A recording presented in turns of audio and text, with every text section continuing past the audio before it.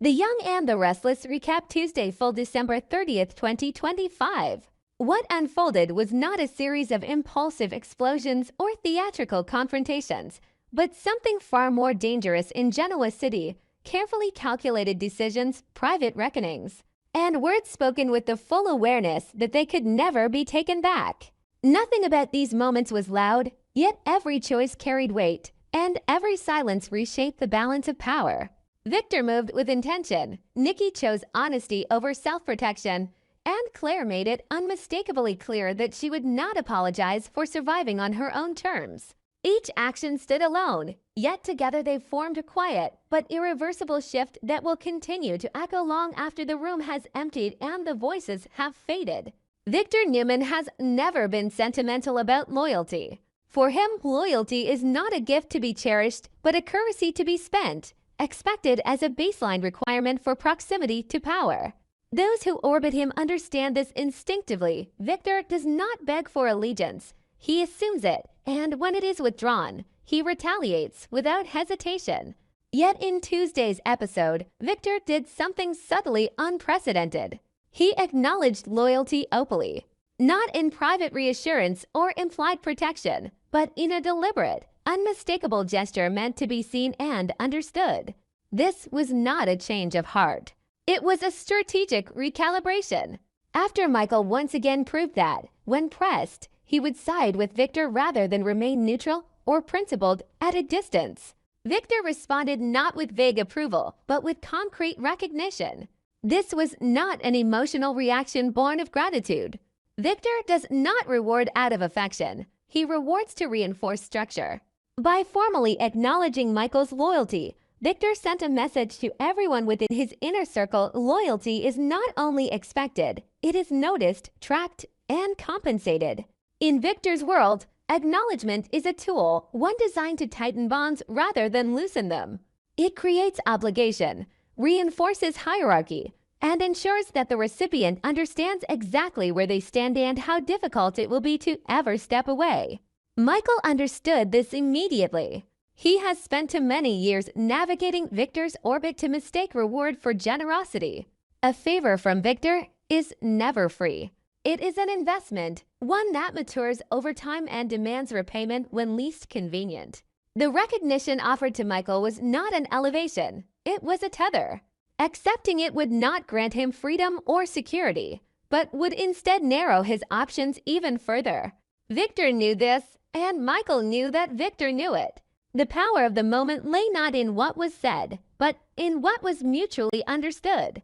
Michael's choice, once made, had consequences that extended beyond reputation or professional gain.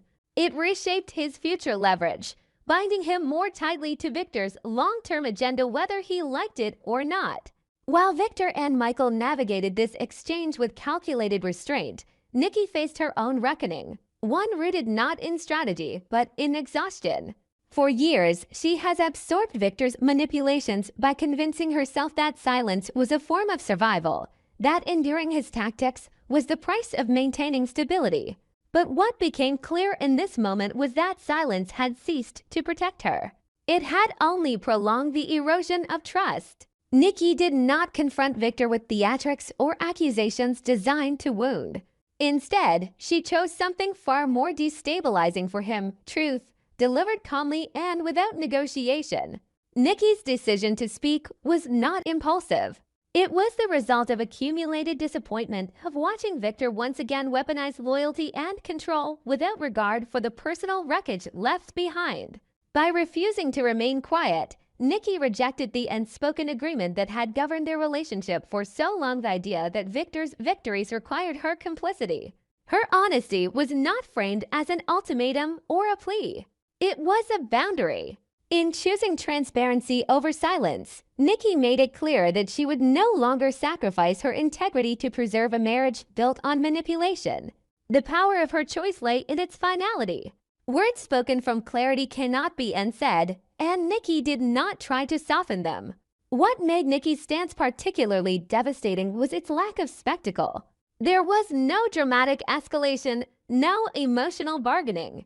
She simply stated the truth and accepted the consequences. In doing so, She shifted the dynamic entirely. Victor thrives in chaos, in emotional volatility that allows him to regain control. Nikki denied him that terrain. Her honesty left no opening for reinterpretation or strategic delay. It was not loud, but it was absolute. At the same time, Claire's position emerged with equal clarity, though from a different emotional landscape. Claire has spent much of her life navigating expectations imposed by others, constantly measured against standards she did not create. Her recent choices, though controversial, were not made recklessly.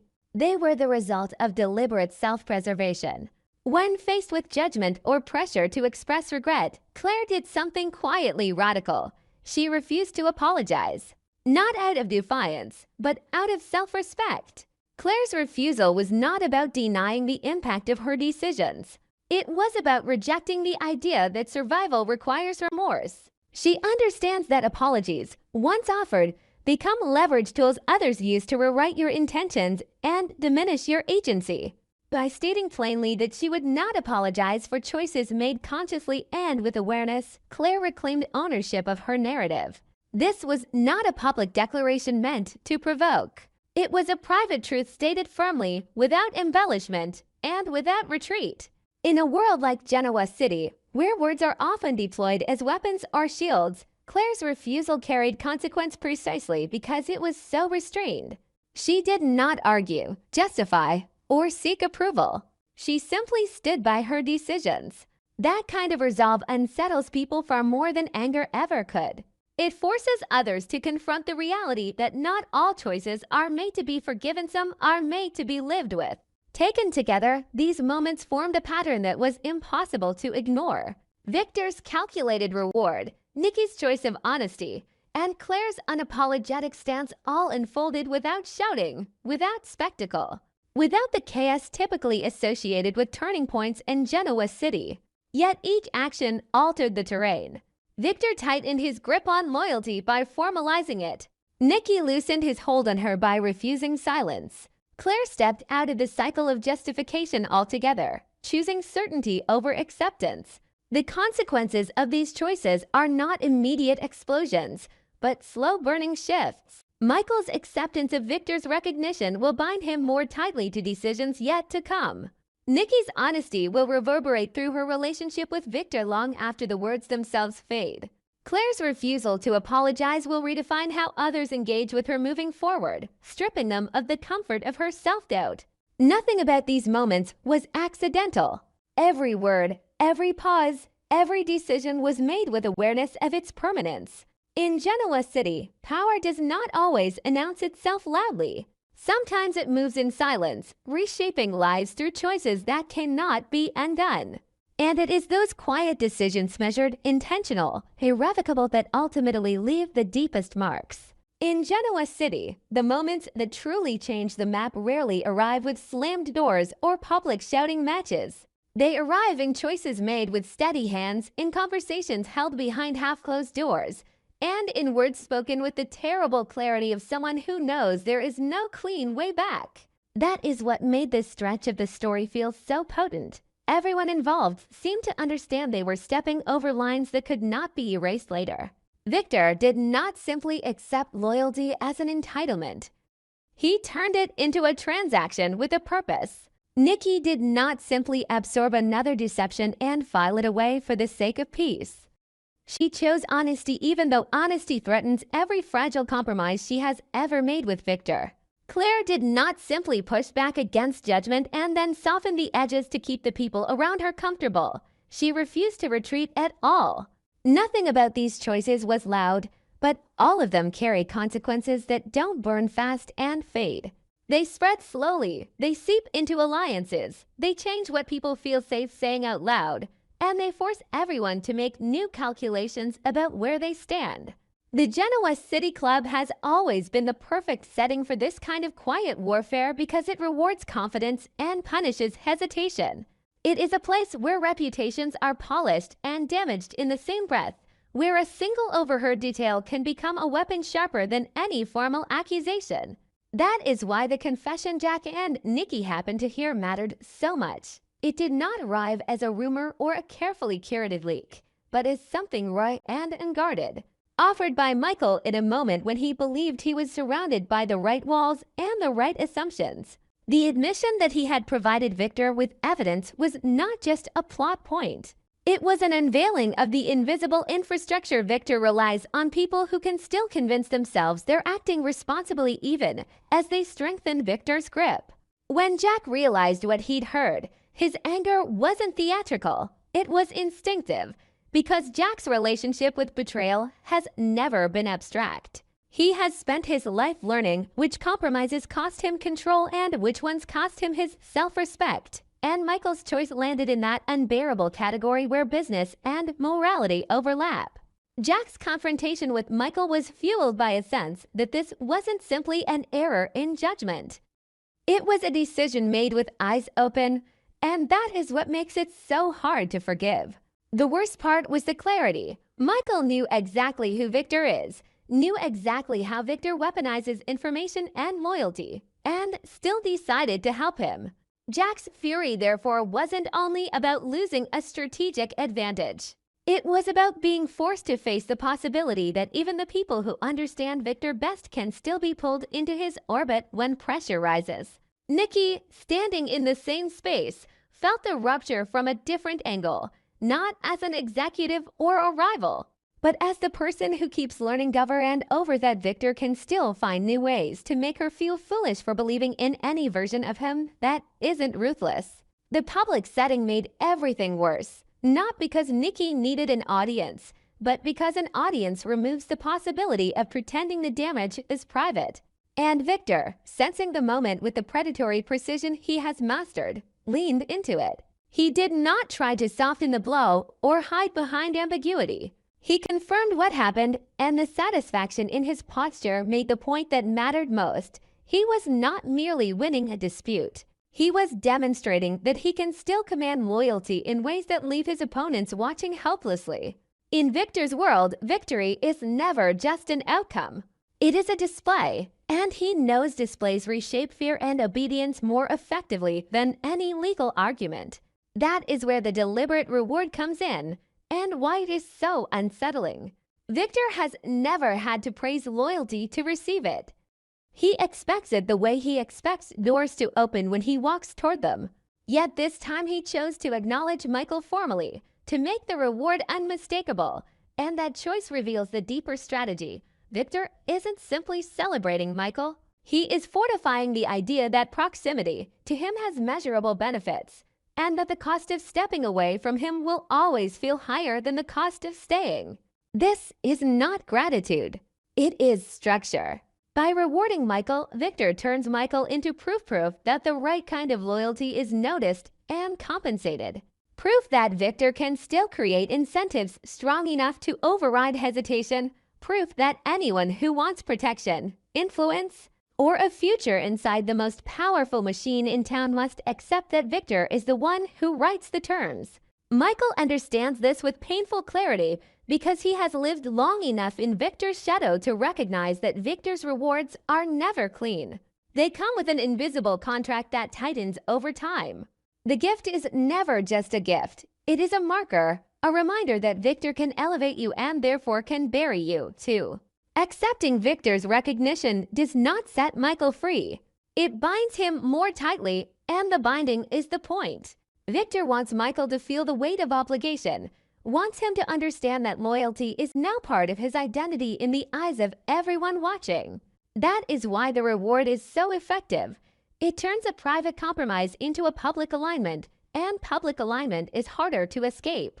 Even if Michael tells himself he acted out of necessity, even if he believes he was minimizing damage or choosing the least destructive option, Victor's reward rewrites the story around him. It reframes Michael as Victor's man, and once that label settles in Genoa City, it shapes how every other player approaches him. The tragedy for Michael is that remorse and justification do not undo optics. If he feels regret, it will be the kind that doesn't bring relief because it cannot restore what was lost. If he justifies himself, he will still carry the stain of having made Victor stronger at a time when everyone else is trying to find ways to limit him. Nikki's breaking point, therefore, isn't simply emotional, it's structural too. In a marriage with Victor, silence has often functioned as a survival tool, an agreement to endure the sharp edges of his nature in exchange for stability, status, and the illusion that love can tame power. But the club confrontation and Victor's open gloating exposed the truth Nikki has been circling for years. Silence doesn't protect her anymore. It only protects Victor. Every time Nikki swallows what she knows, she becomes part of the mechanism that allows Victor to keep operating without consequences inside his own home. This is why Nikki's choice to be honest, to stop cushioning Victor's behavior, matters even more than any dramatic declaration. Honesty is the one thing Victor cannot fully control because it doesn't negotiate with him. It simply exists. When Nikki chooses honesty, she isn't just reacting to being hurt.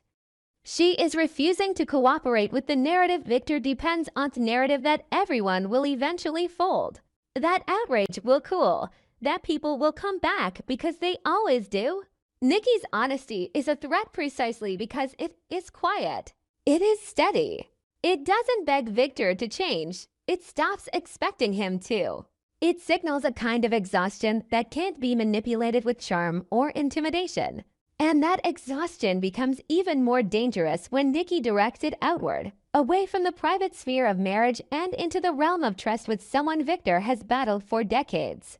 Nikki going to Jack and sharing a secret is not a casual act of venting. It is a conscious repositioning, whether Nikki fully admits it to herself or not. Jack is not simply a sympathetic ear. He is history. He is emotional residue.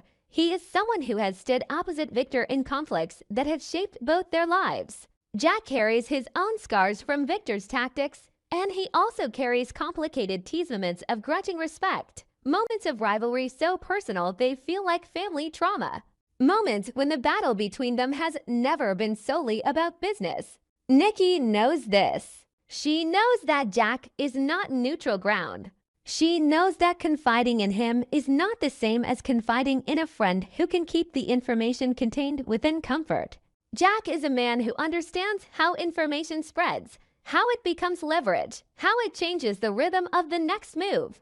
That is what makes Nikki's decision so meaningful. She is placing trust in someone whose position in Victor's story is inherently adversarial. It is an act of honesty, yes, but it is also an act of risk. Because once she speaks, the secret no longer belongs only to her. It belongs to Jack's conscience, Jack's history, and Jack's instincts. Even if Nikki's intent is purely personal, purely about needing someone to hear her, to validate her, to remind her she isn't crazy for feeling deceived, her truth has the power to become something larger simply because of who she chose to tell. Jack listening is not passive. Jack listening is a kind of ignition. He does not absorb information the way ordinary people do. He processes it through years of strategy and pain, through a deep understanding of how Victor operates, through the knowledge that the right truth at the right time can disrupt Victor's momentum. Nikki's honesty therefore creates ripple effects before Jack even acts, because it changes what Jack knows, and what Jack knows changes what he can't unknow. It changes the way he will look at Victor the next time they cross paths. It changes what he will suspect when new coincidences appear. It changes how he will interpret Michael's choices. It changes how he will protect the people Victor keeps trying to outmaneuver. Nikki, by speaking, is not just unburdening herself. She is altering the informational landscape of Genoa City, and in a town built on leverage, that is never a small thing. At the same time, Claire's story is unfolding with the same quiet finality, but in a different arena, the arena of identity. Claire has been forced, repeatedly, to navigate other people's expectations of who she should be, how she should behave, and what kind of remorse she is required to perform to remain acceptable. When Cal pressures her, when judgment shows up disguised as concern, the old pattern would have been to soften, to explain, to backtrack just enough to keep the relationship stable. But Claire does something far more mature and far more disruptive. She doesn't. She refuses to retract. She refuses to reshape her words into something more palatable. She stands where she stood when she made the decision, and she accepts what that stance might cost her. The significance here is not that Claire is being stubborn. It is that she has stopped negotiating her reality to maintain someone else's comfort.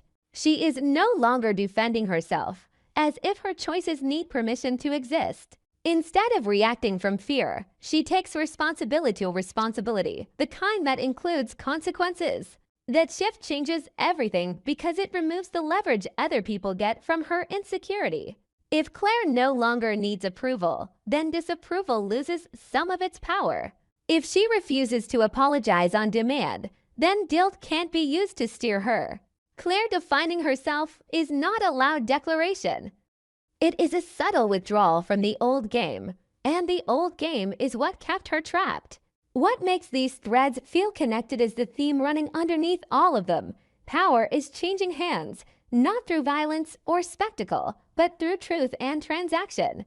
Victor's deliberate reward is a transaction meant to strengthen his control. Nikki's honesty is a truth that weakens Victor's control because it refuses to remain contained. Claire's refusal to bend is a truth about selfhood, and selfhood is the one thing the people around her can't purchase or intimidate out of her if she stops offering it up. Even Jack's position becomes more complicated because he is no longer just reacting to Victor as a rival. He is now holding something Nikki entrusted to him, something that reaches into the emotional core of Victor's world. Jack isn't simply a confidant. He is a man with history, and history tends to turn secrets into decisions. The more Jack feels the weight of what Nikki shared, the more likely he is to reach a point where staying silent feels like complicity. And in Genoa City, the moment someone like Jack stops staying silent, the consequences do not remain private for long. The most dangerous part of all this is that everyone involved is acting with restraint, which means the fallout will not be immediate and obvious. It will be strategic. Victor will not panic, he will counter.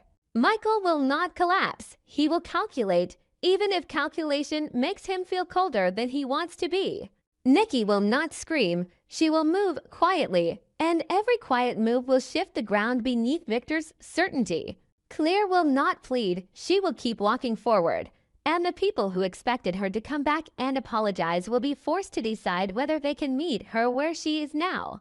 Jack, holding Nikki's secret, will be standing at a crossroads that Victor may not even see yet, because Victor often underestimates the power of a truth once it leaves his control. That is the hook buried inside all these quiet moments. The loudest consequences are still ahead. Victor believes he just reinforced loyalty and secured his position. Nikki believes she just chose honesty and found someone who will listen. Claire believes she just stopped needing approval. But the real question is what happens when those choices collide, when Victor realizes Nikki's truth has landed in Jack's hands, when Michael understands Victor's reward has tightened into a chain, and when Kyle realizes Claire's refusal to apologize wasn't a phase but a new identity that cannot be negotiated away.